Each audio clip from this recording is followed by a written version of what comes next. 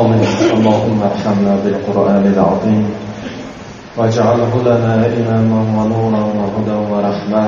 اللهم ذكرنا منه ما نسينا وعلمنا منه ما جهلنا وارزقنا تلاوته آناء الليل وأطراف النهار واجعله لنا حجة يا رب العالمين. لا إله إلا الله وحده لا شريك له.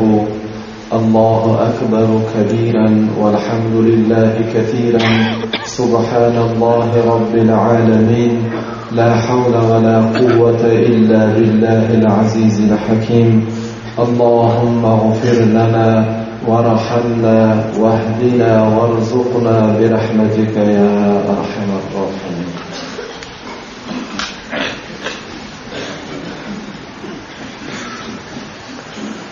أعوذ بالله من الشيطان الرجيم.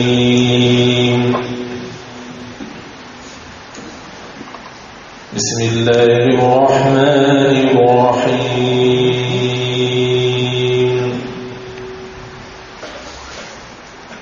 إن الله وملائكته يصلون على النبي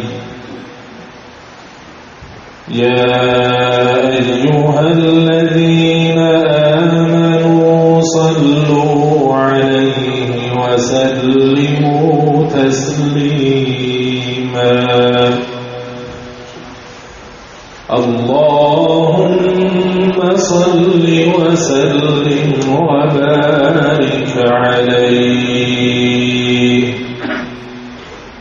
الجنة ونعيمها سعد لمن يصلي ويسلم ويبارك عليه.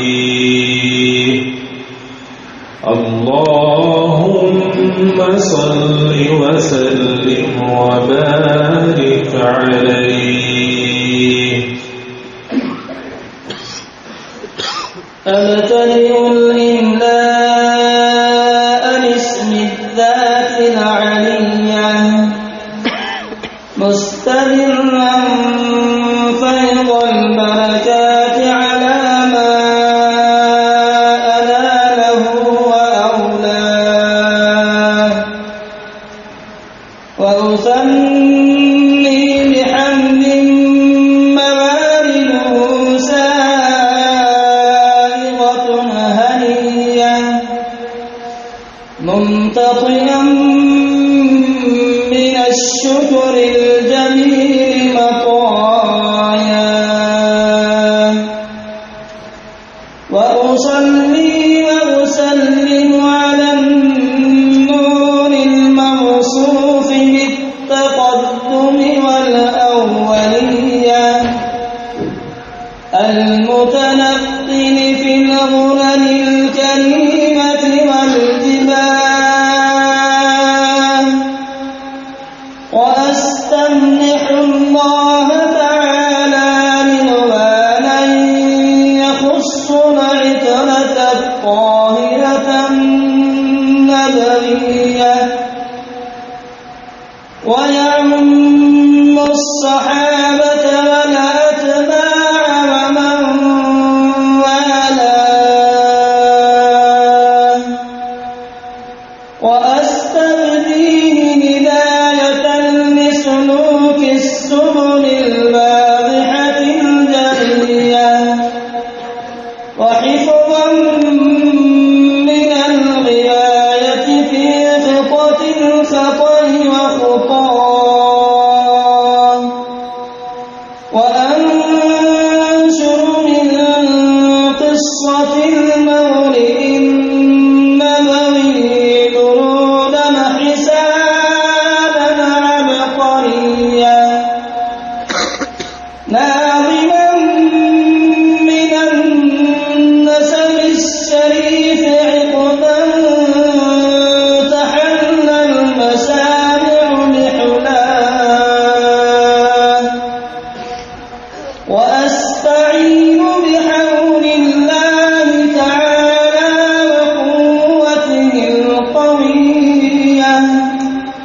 فإنه لا حول ولا قوة إلا بالله.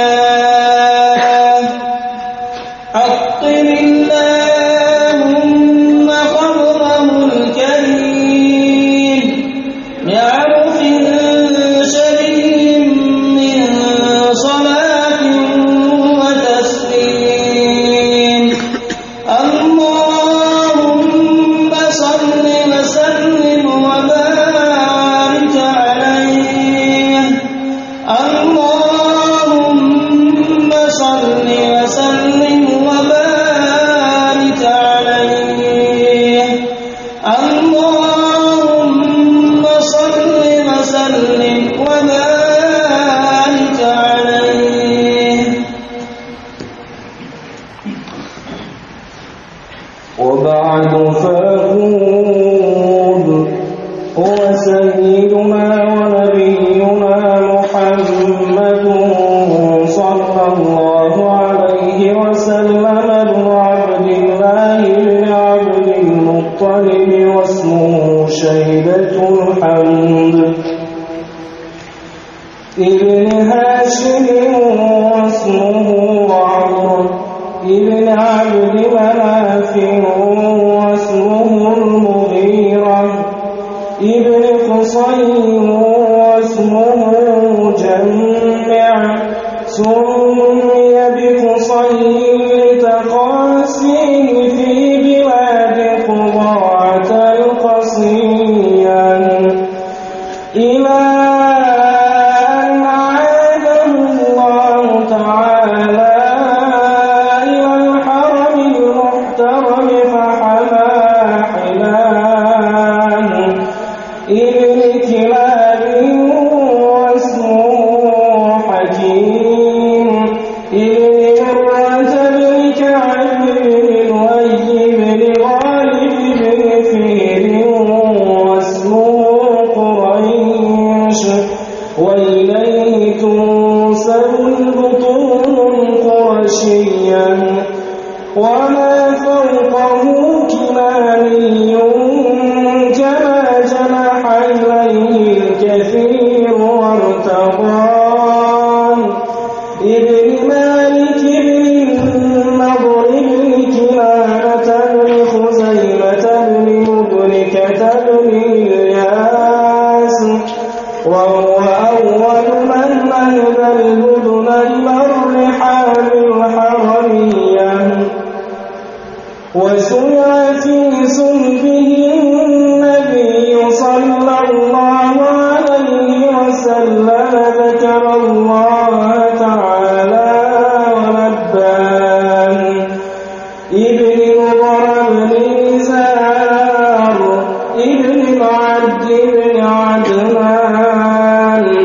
وهذا سلك نظمت فرائضه بنان السنة السرية ورفعه إلى الخليل إبراهيم عليه السلام وامسك عنه الشارع وأبان وعدنان بلا ريب عندنا بالعلوم النسبية إلى الذبيح إسماعيل عليه السلام نسبته ومنتماه فأعظم به من عقد تعلقت كواكبه الدرية وكيف لا والسيد الأكرم صلى الله عليه وسلم واسطته المنتقام عطر اللهم قدره الكريم بعرف شديد من صلاة وتسليم. اللهم صل وسلم وبارك عليه. اللهم صل وسلم وبارك عليه. اللهم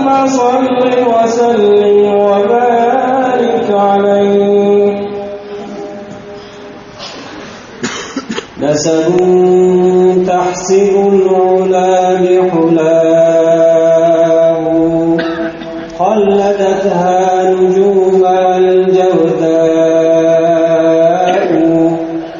حبذا قدس سودة وفخار أنت فيه اليتيمة العسماء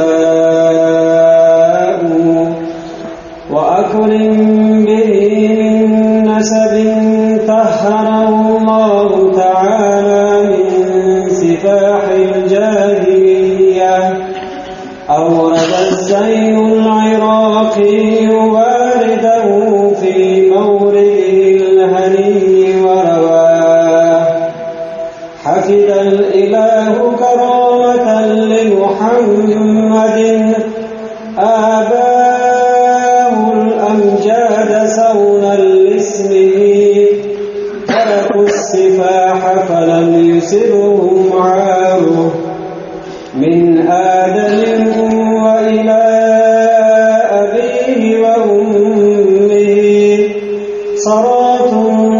صرى نور النبوة في أسارير غررهم البهية وبدر بدره في جبين عبد المطلب وابنه عبد الله أبطر اللهم قبره الكريم بعرف شديد من صلاة وتسليم اللهم صل وسلم وبارك عليه اللهم صل وسلم وبارك عليه اللهم صل وسلم وبارك عليه.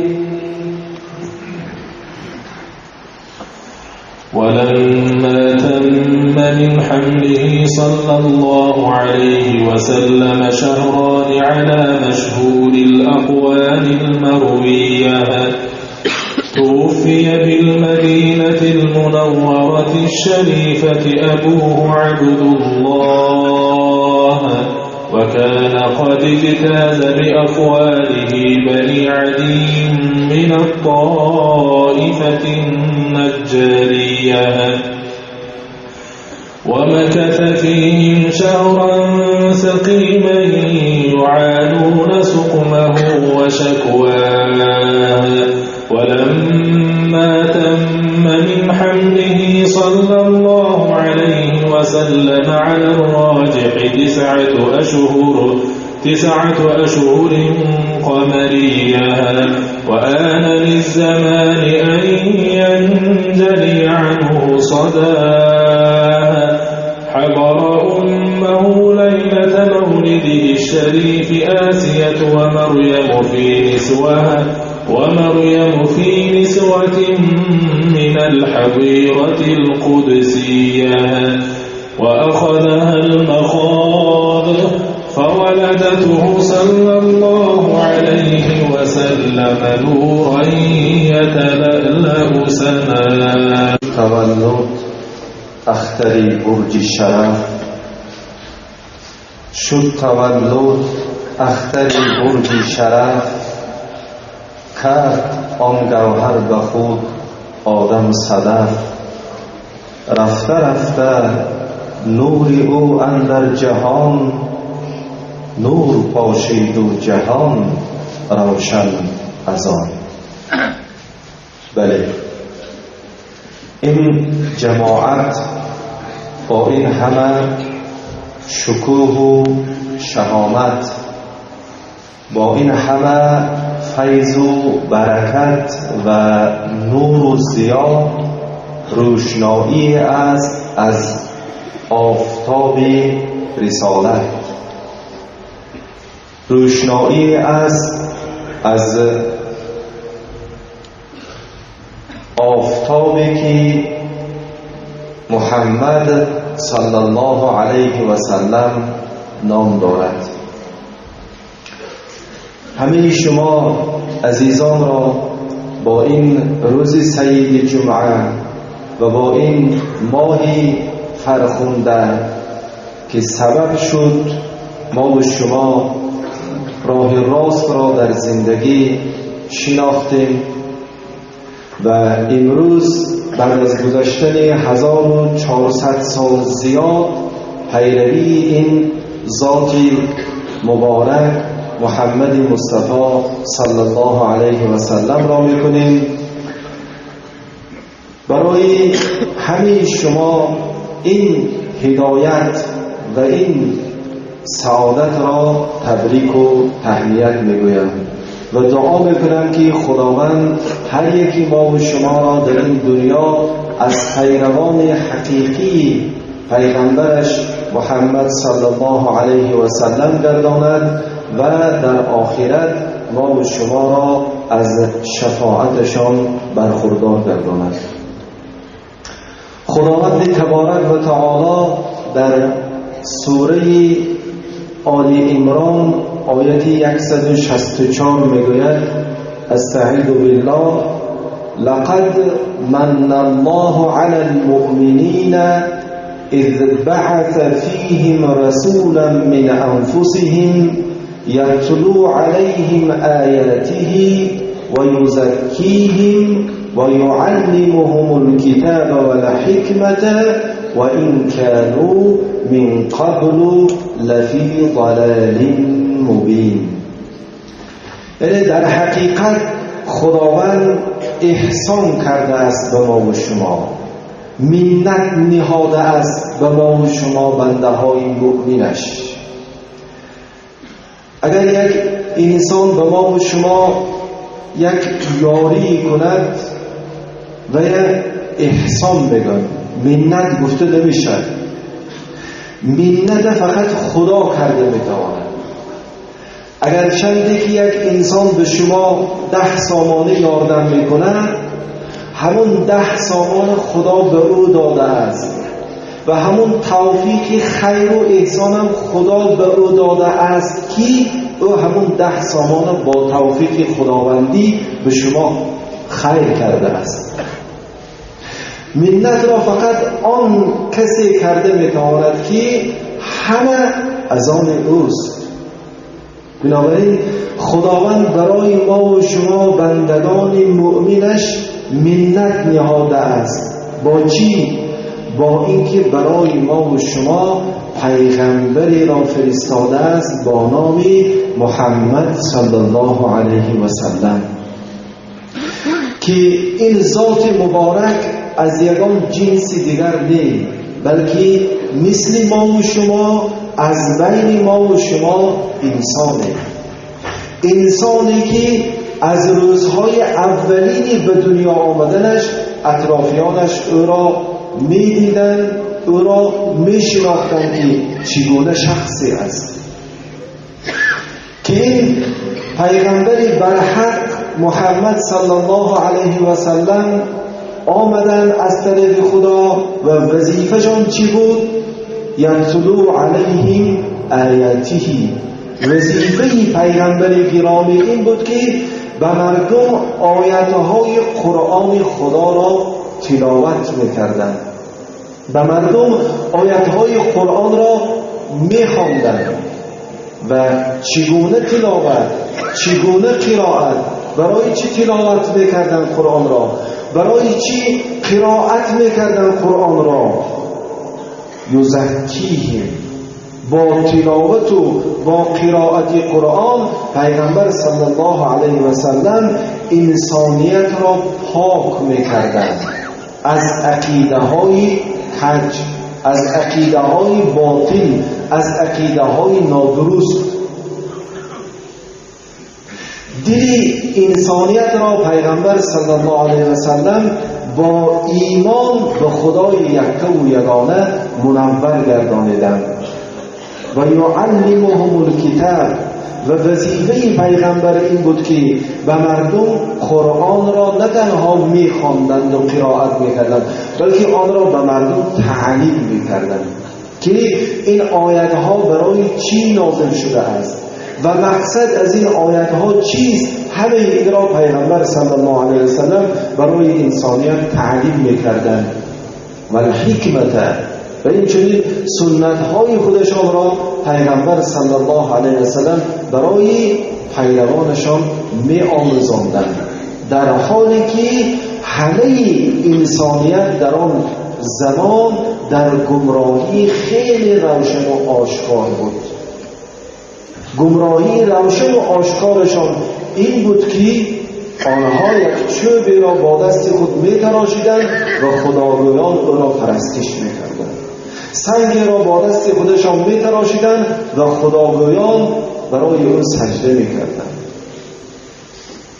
آهن را می گرفتند با دست خود بت می تراشیدند و خداگویان از او یاردن طلب می کردند، شفا طلب می کردند و چی عقیده های باطلی دیگری. اما پیغمبر خدا صلی الله علیه وسلم آمدند و مردم را از این عقیده های باطل و اخلاق های زشت پاکیزه کردند. از علم های باطل مردم خلاص کردند، برایشان علم الیقین آوردند، برایشان کتاب آوردند که از اول تا به آخر هر یک حرفش حکمت است و معنا است و هدایت است برای آنهایی که به این کتاب ایمان دارند. خداوند در این آیت به مؤمنها منت کرده است که برایشان چنین پیغمبر را فرستاده است. برای چی؟ برای چی مؤمنها را خدای تعالی خاص کرد؟ برای آنکه آن کسی از این هدایت و راهنمایی پیغمبر صلی الله علیه و سلم بهره میگیرد که وی به خدای یک و یگانه و پیغمبری بر حقش محمد صلی الله علیه و سلم ایمان داشته باشد. و حالا که پیغمبر صلی الله علیه و سلم نه تنها احسانی بود، منتی بود از طرف خدا برای تنها مؤمنها، بلکه پیغمبر صلی الله علیه و سلم یک رحمت بودند برای تمام عالم که خداوند این چیز را در آیت 107 سوره انبیا خیلی روشن و آشکار اعلام کرده است: استعیذ بالله و ما ارسلناک الا رحمتا للعالمین. ما تو را ای محمد صلی الله علیه و سلم تنها برای آن پیغمبر انتخاب کردیم که رحمت برای تمام عالمیان باشی، یعنی دلسوز و مهربان برای تمام عالمیان باشه. این همه انسانیت را در بر میگیرد، چی مؤمن، چی کافر و چی فاسق. و پیغمبر خدا صلی الله علیه و سلم در حدیث خود می‌فرمایند: عن ابی هریره رضی الله عنه قال قال رسول الله صلی الله علیه و سلم انما انا رحمت مهدات. حدیث با روایت حافظ ابن عساکر، یعنی حضرت در این حدیث مبارک خود فرمودند که من تنها برای آن فرستاده شدم، برای آن پیغمبر انتخاب شدم از بین انسانها که رحمتی تحفه شده برای عالمیان باشد. یعنی پیغمبر گرامی ما و شما محمد صلی الله علیه و سلم نه تنها برای ما پیروانشان، نه تنها برای صحابه هایی که در آن زمان در اطراف پیغمبر بودند و پیغمبر را میدیدند رحمت بودند، بلکه پیغمبر صلی الله علیه و سلم از آن روزی که رتبه پیغمبری را خدا برایشان نصیب گردانید، از همون لحظه های اول تا به روز قیامت برای تمام انسان هایی که به دنیا می آیند و می روند رحمتی بودند که از طرف خدا تحفه کرده شده بودند. و از زمان پیغمبر صلی الله علیه و سلم تا به امروز زیاده از 1400 سال گذشته است، اما میلیون ها انسان ها از این رحمت خدا که برایشان تحفه شده است فیض میگیرند، بهره میگیرند.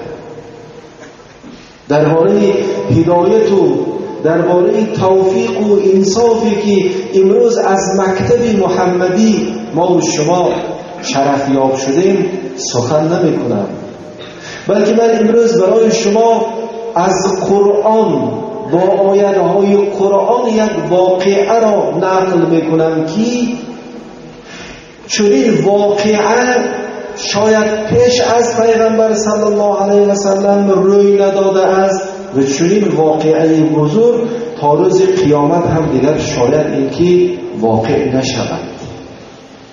واقعه چی بود؟ در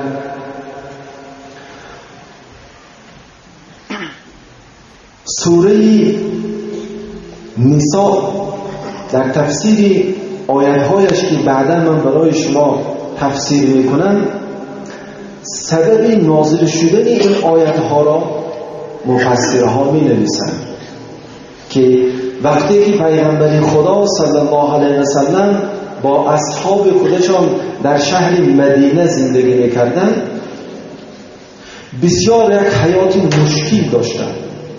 از بیرون قبیله‌های کافر و مشرک دائما برای حمله کردن به شهر پیغمبر و نیست و نابود کردن مسلمان‌ها قوه صرف می‌کردند. از داخل مدینه باشد سرسخت‌ترین و بدترین و نیرنگبازترین دشمن‌ها یهودی‌ها بودند که هر لحظه خوفی از طرف یهودی‌ها حس کرده می‌شد. دروغ را پهن می‌کردند، تهمت را پهن می‌کردند تا که مسلمان‌ها شکسته شوند، شکسته دل شوند. انا در چنین یک حالتی سختی قرار داشتند که سخت‌ترین دشمنشان یهودی‌ها بودند. طعمه ابن عبیرق انصاری، یک شخص مسلمان، یک درع جوشن کرته آهنین جنگی را از خانه همسایه‌اش که قتاده ابن نعمان بود دزدید و این جوشن دزدیده اش را برده ایستاده در خانه زید ابن سمین یهودی پنهان کرد. بعد وقتی که دزدیده شده این جوشن در بین شهر آوازه شد، همین طعمه ابن عبیرق اطرافیان خودش به قبیله خودش به گفتی خاطر نشینید، من این جوشن دزدیدگی من خانه قتاده ابن نعمان یهودی به برده پنهان کردگی، اگر یافت شود هم گناه بالای یهودی می‌گردد، من اینجا گناهکاری معلوم نمیشم. وقتی که جوشن را کافتوکاو کردن از خانه یهودی برآمد که نامش قتاده ابن نعمان بود. این گفت که جوشن را من ندزدیدم، این را طعمه ابن عبیرق دزدید و آورده ایستاده در خانه من پنهان کرد، من نمیدانستم که این چیز را باید دزدیده است. اما قبیله طعمه ابن عبیرق نزد پیغمبر خدا صلی الله علیه وسلم جمع شده آمدند و گفتند که پیغمبر خدا، این رفیق ما طعمه ابن عبیرق تهمت به گرفتار شده است، جوشنی را که یک یهودی دزدیده است، یهودی ها جمع شدند و این عیب را به گردن طعمه بار کرده ایستادند و یک یهودی است، دشمن بدبخت دین است، این طعمه مسلمان است، شما این چیز یک حکم عادلانه کنید. پیغمبر خدا صلی الله علیه وسلم از کجا میدونند که این طعمه ابن عبیرق دزد نیست و قتاده ابن نعمان دزد، طعمه ابن عبیرق حقیقتا دزدی کرده است و قتاده ابن نعمان در تهمت افتاده است؟ خبر ندارند، زیرا پیغمبر خدا صلی الله علیه وسلم آن وقت از غیب خبر میدادند که خدا برایشان آن غیب را خبر داده باشد. اینجا به پیغمبر حالا درباره این قصه از طرف خدا هیچ خبری نآمده بود، بنابراین پیغمبر صلی الله علیه وسلم باور کرده ایستاده، قصد آن را کردند که یهودی را گناهکار برآورد. اما شما عدالت اسلام، عدالت قرآن، عدالت پروری پیغمبر اسلام محمد صلی الله علیه و سلم را تماشا کنید که وقتی پیغمبر ندانسته حکم نادرست برآورده شدن، در حالی که هم اینجا گناهکار میشد و تهمت زده میشد. یک یهودی بدبخت با عقل کوتاهی ما و شما خب در تهمت افتید و گناهکار شد، یک مسلمان سفید شد و عقل ما و شما کاری درستی می نماید. اما نه، خدا قرآن را برای آن نازل کرده است که بیان میکند اعوذ بالله من الشیطان الرجیم انا انزلنا الیک الکتاب بالحق. ای محمد صلی الله علیه و سلم، ما نازل کردیم به سوی تو کتاب را، یعنی ما قرآن را برای تو نازل کردیم در حالی که بالحق این قرآن از اول تا به آخر همه حق است و حقیقت است. در قرآن هیچ حکم باطل وجود ندارد. در قرآن هیچ حکم نیست که تا روز قیامت برای مردم عدل و عدالت را تأمین نکند. ما برای تو ای محمد صلی الله علیه وسلم قرآن را نازل کردیم در حالی که این قرآن از اول تا به آخر همه حق است. برای چی نازل کردیم؟ لتحکم بین الناس بما اراک الله، تا که حکم کنی بین انسانها به آن چی که خداوند تو را از آن باخبر کرده است. یعنی خدا از حقیقت این واقعه پیغمبر صلی الله علیه وسلم را به واسطه جبرائیل علیه السلام خبردار کرد که اینجا قتاده ابن نعمان اگر چند یهودی است گناهکار نیست، دوست نیست. اینجا دوست اگر چنده که مسلمان است طعمه ابن عبیرق انصاری است. بنابراین تو حکم را آن خیلی که به تو خبر داده شد انا همیشه در نزد مردم کن. ولا تکن للخائنین خصیما، و تو طرفداری آدمهای خائن مشو، انسانهایی که یک گناه میکنند اما او را به گردن کسی دیگر میزنند، خیانت میکنند، تو از طرف این خیل انسانها طرفدار نشو، آنها را پشتیبان نشو. ببینید عدل قرآن، ببینید عدالت اسلام، در حالی که امروز در دنیا چی؟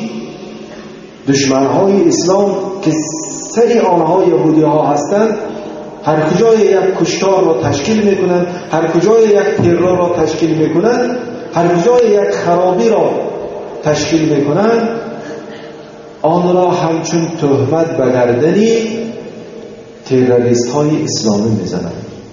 یعنی به خاطری به مقصدهای سیاسی خودشان رسیدن، به خاطری به پول و مال و بایگری دنیا رسیدن، هر روز چند تهمت را به گردن مسلمان ها میزنند.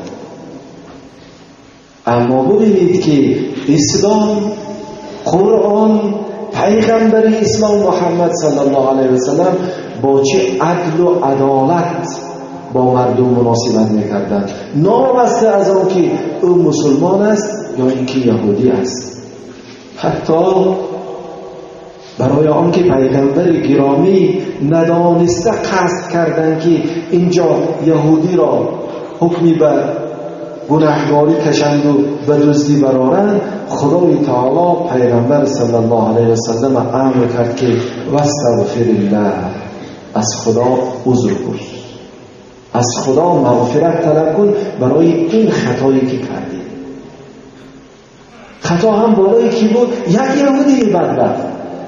لیکن این عدل اسلام است، این عدل قرآن است که پیغمبر ندانسته و که اینها باور کرده خواستن که یهودی حکمی به دوست درآورند. اما خدای تعالی از حقیقت واقعا پیغمبر صلی الله علیه وسلم را آگاه کرد و باز از پیغمبر صلی الله علیه وسلم طلب کرد که واستغفر الله، از خدا مغفرت پرس برای این خطای. ان الله کان غفورا رحیما، البته که خداوند ذاتی است که بسیار بخشنده است، مغفرت خدا بحری بیکناری است که نه اول دارد نه آخر دارد. هر چی قدر گناه بکنید اگر از خدا مغفرت پرسید خدا میبخشد. چرا؟ زیرا اینکه او رحیم است، او مهربان است که اگر بنده از خطایی خود آگاه می شود و از خدا مغفرت طلب می کند، خداوند او را رحمت می کند، مغفرت می کند. ولا تجادل عن الذين يختانون انفسهم، و تو هیچگاه پشتیبان نشو، مجادله نکن از پشت آن انسانهایی که اگر چند مسلمان هستند اما به نفس خودشان آنها خیانت میکنند. انسان وقتی گناه میکند این خیانت به نفس خودش است، چرا که عذاب همون گناه به نفس او میرسد. بنابراین اگر که مسلمان گناه میکند به هیچ کس ضرر نمیرسد، به خودش ضرر میرسد که عذاب گناه و وبال گناه به نفس او میزند. بنابراین خدای تعالی گفت که تو از پشت آن بنده هایی که به نفس خودشان خیانت میکنند جدال و کشکش نکن، آنها را پشتیبانی نکن. ان الله لا يحب من كان خوانا اثیما، زیرا خداوند تبارک و تعالی ذاتی است که انسانهای خیانتکار گناهکار دوست نمی‌دارد. طعمه ابن عبیدی مسلمان بود و مسلمان باید که دزدی نمی‌کرد، اما وقتی که این طعمه دزدی کرد خود یک گناه است. باز این گناهش به گردن یک شخصی بیگناه پرتافته تهمت زدنش گناه دوم است. بنابراین خدای تعالی گفت که تو پشتیبان این خیل خیانتکارها و گناهکارها نشو، زیرا که خدای تبارک و تعالی گناهکارها و خیانتکارها را دوست نمی‌دارد. ببینید خدا پیغمبرش به خاطر یک خطایی که همون هم بالای یک یهودی که بدبخترین و سرسخترین و نیرنگ بازترین دشمن اسلام و پیغمبر است میشد، اما خدا نگذاشت که این ناعدالتی بالای همون دشمن اسلام هم باشد ریخته شود. و خدا نصیحت میکند میگه یستخفون من الله من الناس ولا یستخفون من الله. انسان گناه از مردم پنهان میکنند، اما آیا از خدا پنهان کرده میتواند؟ شما گناه پنهانی میکنید، خیال میکنید که مردم ندیدن، خدا هم ندید. و هو معهم اذ یبیتون ما لا یرضی من القول. خداوند همراهی این قبیله توبه بود آن شبی که آنها دور هم جمع آمدن و مصلحت کردن که گناه را به بالای یهودی میپرتاییم، نزد پیغمبر خدا میریم، از او خواهش میکنیم که یهودی را گناهگار برارد و توبه مسلمان را بیگناه برارد. وقتی که شما این مصلحت را میکردید ای قبیله توبه رو خدای تعالی یبیتون، شما مصلحت بگردید همانشب چرا؟ یک چیزی را که ما لا یرضی من القول، خدا از این کار شما راضی نمی شود که یک تهمت را به گردن یک شخص بیگناه بار کنید. و کان الله بما یعملون محیطا. خداوند ذاتی است که به هر عملی که انسان ها میکنند محیط است. محیط یعنی در کلام گوشه دنیا، در چخورترین و تاریکترین آن اگر یک چیزی حرکت میکند یا انسان یک گناه میکند یا یک عمل میکند، خدا بالای همه آن محیط است، احاطه کرده از خدا همه را. هیچ ذره از عمل بنده ها از نظر خدا بیرون نیست. چجوری که یک قبیله کلان جمع شوند و با همدیگر مصلحت کنند در یک خانه که یهودی را تهمت میکنیم و اما مسلمان خودمایه بیگناه میبراریم، خدا آیا از آنها خبر نمیدهد؟ خدا آنچنان خبر داده است که این واقعه تا روز قیامت در صحیفه های قرآن آشکار و روشن بیان می شود. تا که انسانها از حقیقت این دین، از عدالت این دین با خبر شدند و به قوم تؤمن که این خیانت را تشکیل کردن خدا مراجعت میکند: ها انتم هؤلاء جادلتم عنهم فی الحیات الدنیا. ای قبیله تؤمن که شما پشتیبانی یک رفیق خودتان در حیات دنیا کردید، خواستید که او را پشتیبانی کنید با حیله و نیرنگ. فمن یجادل الله عنهم یوم القیامه. روز قیامت کی از پشت این خیانتکارها پشتیبان می شود؟ اما یکون علیهم وکیلا. کی وکیل می شود که این خیلی انسانهای خیانتکاره که وقتی خدا به عذاب حکم می کند او را از عذاب خدا نجات می دهد؟ یعنی وقتی که ما گناههای خود را در دنیا پنهان میکنیم و شاید به اقران خرسند همشه که هیچ کس ندید این گناهی منه، خب ما در دنیا پنهان میکنیم گناه، ما در دنیا پنهان میکنیم خطایا، در قیامت چی گونه پنهان میکنیم؟ اما از مردم پنهان میکنیم، آیا از خدا پنهان کرده نمیتوانیم؟ البته نه. بنابراین و من یعمل سوءا او یظلم نفسه ثم یستغفر الله یجد الله غفورا رحیما. هر کسی که یک عملی بد کند، گناه کند، به مانند توبه مسلمان، یا که به نفس خودش ظلم کند، یعنی کار گناه که کرد انسان برای ظلم به خودش هست، بعدا فهمد خطاگی خودش، بعدا پی برد گناهگاری خودش و از خدای تبارک و تعالی مغفرت پرسد، برای به جای آنکه گناه خود را به گردن کسی دیگر بار کند و کسی دیگر را تهمت زند، اگر مغفرت پرسد از خدای خودش، یجد الله غفور و رحیم، پروردگارش را غفور و رحیم می‌یابد. بهتر این است که گناه را به گردن کسی دیگر بار نکنیم، بهتر آن است که تهمت نکنیم به کسی، بلکه به گناه خود اقرار شویم، از خدای تبارک و تعالی مغفرت پرسیم که او ذات غفور است، بخشنده است. چرا؟ زیرا که او رحیم است و بنده‌هاش مهربان است. اگر شما 70 سال حیات خود را با گناه و فسق و فساد گذرانیدید، شما ناامید از درگاه خدا نشوید. شما هر لحظه‌ای که پشیمان شدید از صدق دل و توبه کردید، دانسته دانید که خدا توبه شما را قبول می‌کند. و من یکسب اثما فانما یکسبه علی نفسه.